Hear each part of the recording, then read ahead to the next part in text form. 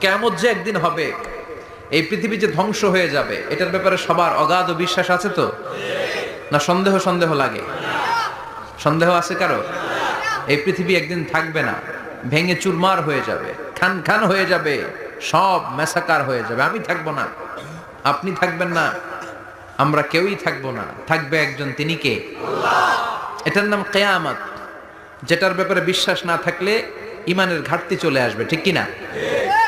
তো সেই কিয়ামতের দিনটা কেমন হবে, এর দৃশ্যটা কিরকম হবে, এর নকশা খুব সংক্ষিপ্ত পরিসরে মাত্র 11টা আয়াতে আল্লাহ তুলে ধরেছেন।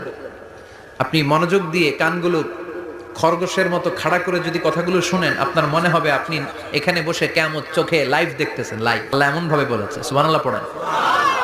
তা আসুন আমরা সরাসরি কিয়ামতকে দেখে আসি। আসলে কিয়ামতটা কেমন বর্ণনা করছেন কে? আল্লাহ। সূরার নাম হচ্ছে সূরাতুল